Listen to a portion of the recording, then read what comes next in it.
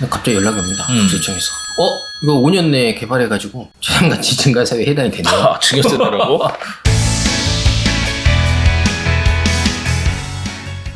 문제를 남겨주시면 답은 저희가 찾겠습니다. 자, 오늘 얘기는 부동산, 그리고 증여세, 그리고 가족법인, 그리고 개발행위, 이런 게 이제 복합적으로 이뤄지는 내용인데, 흔히들 이제 부동산이 있으면 그 자체로 가격이나 자산 가치가 늘어나면 좋겠지만 그걸 늘리기 위해서 다양한 행위를 하잖아요. 혹시 어떤 거 해보신 거 있으세요? 건축을 해야죠. 건축도 최근에 하셨잖아요. 힘듭니다. 네, 그래서 땅의 가치가 올랐나요?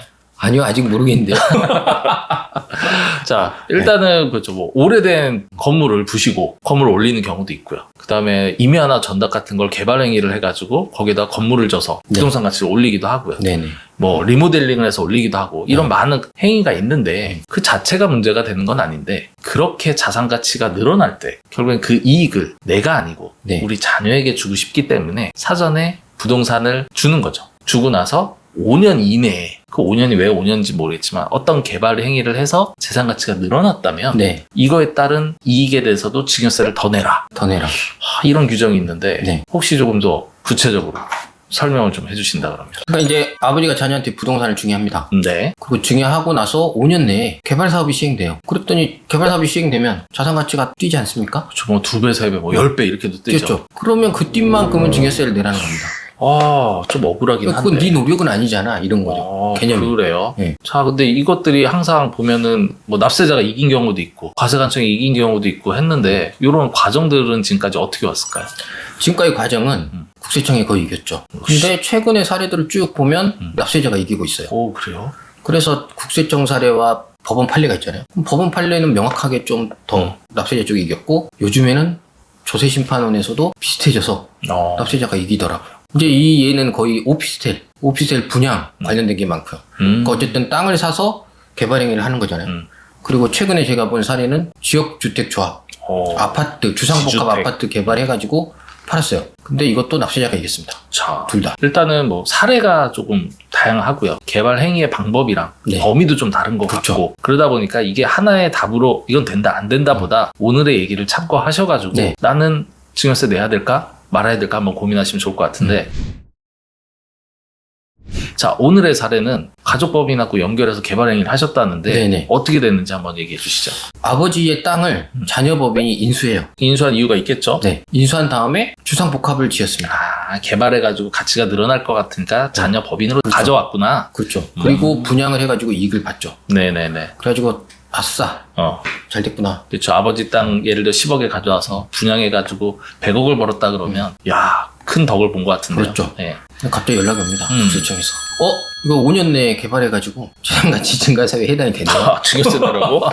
증여세를 내셔야 되겠는데요. 이렇게 한 거죠. 야, 자녀 입장에서는 뭐 수익 얻은 건 좋은데 억울한 거 같기도 하고 뭐 법에 있는 거니까 내야 되나도 싶은데, 자, 결과는 어떻게 됐을까요? 국세청이 그런 건 그거, 이거는 개발 사업의 시행입니다. 법에 명확히 있어요. 그러니까 내라 이렇게 했는데 결국에는 납세자가 이기긴 했는데, 오, 그래요? 심판원에서도 이제 대법원의 판례를 따른 거예요. 내용은 그러니까 개발구역 지정 고시가 아니다. 개발지역 지정 고시가 수반되는 개발사업은 이 개발사업이 맞고, 그럼 그거에 대해서는 증여세를 추징하는 건 맞지만 여기 같은 경우에는 그냥 토지 자체 개발해서 가치가 오르는 전형적인 개발사업과는 다르다. 이렇게 이야기를 했거든요.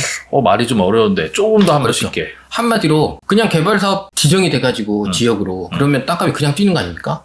예를 들어서 증여를 받았는데 재개발, 재건축 단지로 흡수됐어. 그렇죠. 그러면서 보상을 받았어. 그러면 이제 뭐 노력 없이 받았으니까 뭐 증여세 내야 될 거. 나는 아무것도 안 했잖아. 근데 그런 거에 대해서 사업 시행은 당연히 받아가는 게 맞는데, 우리 같은 경우에는 그런 게 아니라 그냥 있는 땅에 내가 개발 사업을 해가지고 돈도 들이고 한 거예요. 근데 솔직히 말해서 이건 사업입니다. 그렇죠. 이건 사업이에요. 이게 대박이 날지 쪽박이 날지는 아무도 몰라요. 지금 미분양이 엄청 많지 않습니까? 요즘 상가들 미분양이 엄청 많은데. 그럼 이런 경우에 국가에서 돌려줄 거냐고, 돈을. 그렇게. 잘 되면 증여세를 거두면 안 될 땐 돌려줘야 되는 거 아닙니까? 그렇죠.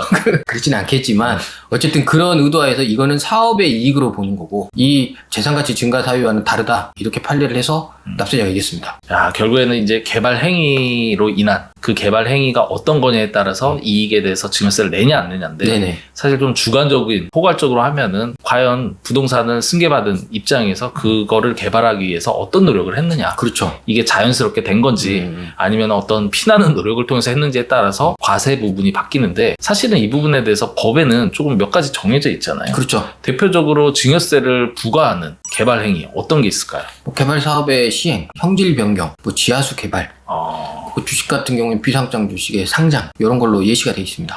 일단은 뭐 어떤 사례로 깊이 들어가면 더 많은 깊이가 있겠지만 결국에는 이러한 사례들에 해당이 되면 증여세를 내는 거고, 그렇죠. 그러지 않다면 증여세를 내지 않는데 앞으로도 계속 다툼이 생길 것 같아요. 자, 이런 부분들은 잘 고민하셔가지고 재산을 승계받아서 개발 어떻게 할지 따지셔야 될 것 같습니다. 그러니까 여기에서 중요한 거는 개발 사업의 시행이 그 지역 지구 단위로 묶이는 건 아닌 것도 중요하고, 또 하나는 아버지의 토지를 법인으로 이전할 때 정당한 시가를 책정하는 거, 이 부분이 또 중요하고, 이 개발 사업을 자녀의 능력으로 시행했다는 그런 실질까지 갖춰 놓으면 전혀 문제가 되지 않을 것 같습니다. 그러니까 실질과 형식을 모두 갖춰야죠. 그렇죠. 많은 분들이 이제 부모님이 갖고 있는 자산을 혹은 부모님이 갖고 있는 능력을 이용해서 자녀에게 대물림, 승계를 위해서 가족 법인, 뭐 자녀 법인을 활용하시는데 이때 잘 미래 가치를 보시고 판단하셔야겠다. 이렇게 말씀드릴 수 있을 것 같아요.